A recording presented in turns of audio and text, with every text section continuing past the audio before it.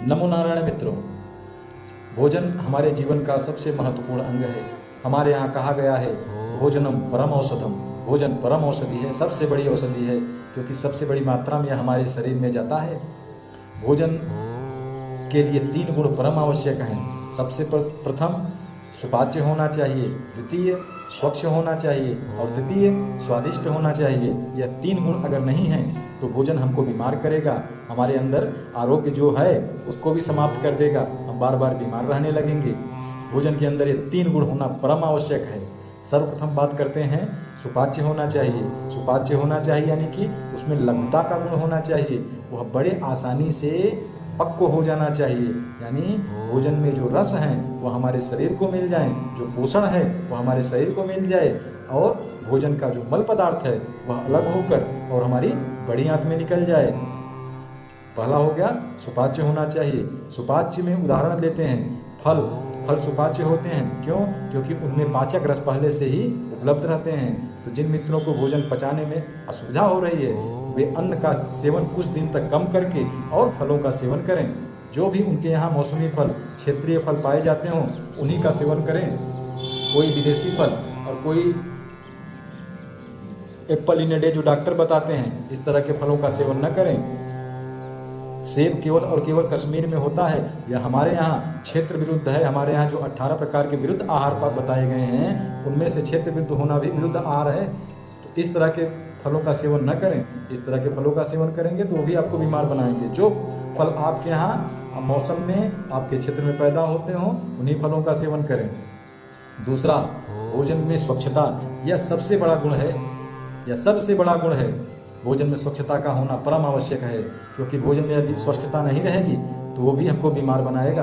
और भोजन में स्वच्छता के लिए स्नान कर कर ही भोजन हमको करना चाहिए। स्नान करने से एक तो शरीर की अग्नि में वृद्धि होती है जिससे कि भोजन बड़े आसानी से पचता है। दूसरा, स्नान करने से शरीर में जो विषाणु आदि लगे हैं वे समाप्त हो जाते हैं। यदि कहीं आप अन्यत्र जा रहे हैं, कहीं किसी शादी ब्याह निमंत्रण आदि में जा रहे हैं तो वहाँ पर हाथ और पैर खूब बढ़िया से धोकर ही भोजन करना चाहिए। इससे 2 फायदा होता है। एक, जो हम यात्रा करके गए हैं उस दौरान हमारे हाथों में पैरों में जो विषाणु चिपक गए हैं वे हमें छोड़ देते हैं, जिससे कि हम बीमार होने से बच जाते हैं। हमारे मुख मार्ग से वे हमारे अंदर प्रवेश नहीं कर पाते हैं। दूसरा, हाथों और पैरों को धुलने से भी हमारे शरीर की अग्नि बढ़ती है, जिससे भोजन आसानी से पच जाता है।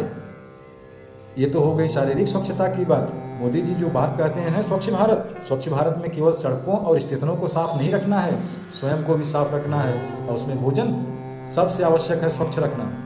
दूसरा, हमारे मन का भी स्वच्छ होना बहुत आवश्यक है।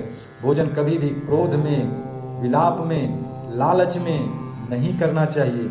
लोग निमंत्रण में जाते हैं, लालच में खूब भोजन करते हैं, वह केवल विष का काम करेगा आपको। भोजन का शरीर पर असर आने में 22 दिन का समय लगता है और वो 22 दिन में आपको बीमार कर देगा। इसीलिए शादी ब्याह का सीजन बीतते ही 1 महीने के अंदर बीमारियां बढ़ जाती हैं। जितने लोग इन सब कार्यक्रमों में शामिल होते हैं सब बीमार होने लगते हैं। हम लोग जो नमस्ते कर लेते हैं भैया आप क्या नहीं आ पाएंगे, उसका कारण यही है कि आपने भोजन को उस व्यवस्था में रखा ही नहीं है कि मनुष्य कर सकें। क्यों? क्योंकि आपने जो पद्धति लागू की है, बफर सिस्टम या बुफे जिसको कहा जाता है, बुफे शब्द ही बुफेलो से आया है। बुफेलो जैसे पशु खड़े खड़े भोजन करते हैं, खड़े खड़े पानी पीते हैं, उस तरीके से आप भोजन करा रहे हैं। वो मनुष्य जात के लिए उचित नहीं है। क्यों? क्योंकि पशुओं की रीढ़ की हड्डी हॉरिजॉन्टल होती है, उनका पेट भी हॉरिजॉन्टल होता है, तो वे जब खड़े खड़े भोजन करते हैं तो वो उनके लिए अनुकूल है। लेकिन हम वर्टिकल जीव हैं, हमारी रीढ़ की हड्डी सीधी है, हमारा पेट भी सीधा है, आहार नाल भी सीधी है। तो हम जब बैठ के भोजन करते हैं तो हमारा रास्ता छोटा हो जाता है और अम्ल हृदय आदि क्षेत्रों में नहीं प्रवेश कर पाता, शरीर की अम्लता नहीं बढ़ने पाती। यदि हृदय प्रदेश में अम्ल बढ़ेगा तो वह पूरे शरीर में विचरण करेगा रक्त के माध्यम से, और वह गठिया आदि जितने भी वात रोग हैं उनको जन्म देगा, क्योंकि शरीर की अम्लता बढ़ने से वात रोगों की अधिकता हो जाती है। तो भोजन करने का एक विशेष ये भी है कि बैठकर भोजन और थोड़े ऊंचे स्थान पर रखकर, ताकि हमको झुकना न पड़े बार बार भोजन करते समय, जिससे कि हमारा पेट न दबे। ये जरूर करना चाहिए। आजकल लोग पैंट पहनकर, बेल्ट पहनकर भोजन कर रहे हैं। यह कदापि नहीं करना चाहिए। भोजन करते समय आपको कमर अपनी ढीली रखनी चाहिए, जो हमारे पारंपरिक वस्त्र हैं इसीलिए ज़्यादा अच्छे बताए गए हैं, क्योंकि भोजन करते करते हमारे पेट का आकार बढ़ता है तो वे भी अपना स्थान बना लेते हैं। लेकिन जब पैंट पहनकर, हम जीन्स पहनकर और बेल्ट पहनकर भोजन करते हैं तब ऐसा संभव नहीं हो सकता। तो भोजन की स्वच्छता से संबंधित हो गया ये। और भोजन करते समय भोजन मंत्र आदि का प्रयोग भी हमारे पूर्वज लगातार करते आए हैं। उसका कारण है मानसिक रूप से भी हमारा शांत होना बहुत आवश्यक है। भोजन मंत्र, सबसे ज़्यादा प्रसिद्ध भोजन मंत्र जो प्रयोग किया जाता है, ओम सहना भवतु सहनौ भुनक्तु सह वीर्यं करवावहै तेजस्विनावधीतमस्तु ओम मा विद्विषावहै। ओम शांति शांति शांति। इस शांति पाठ के बाद ही भोजन करना चाहिए, ताकि भोजन करते समय हमारा मन भी शांत रहे और विशेष गुणों की हमारे अंदर वृद्धि हो। तीसरा, भोजन स्वादिष्ट होना चाहिए। स्वादिष्ट होने के विषय में एक पुरानी कहावत है वैदिकीय कि जवै रुचै वह पचै, जो रुचिकर होगा वही पचेगा। तो भोजन करते समय पूरा ध्यान भोजन पर, और भोजन में अंदर छवो स्वाद खट रस युक्त, जिससे कि जीवन का निर्माण होता है। खट रस कौन कौन से? मधुर अम्ल लवण कटु तिक्त कसाय। मधुर माने मीठा, अम्ल माने खट्टा, लवण माने नमकीन, कटु माने कड़ुआ, तिक्त माने तीखा और कसाय माने कसैला। इनका भी एक विशेष क्रम है, जिस क्रम में मैंने आपको बताया है बस वही क्रम भी है इनका। भोजन करते समय सबसे पहले मीठा।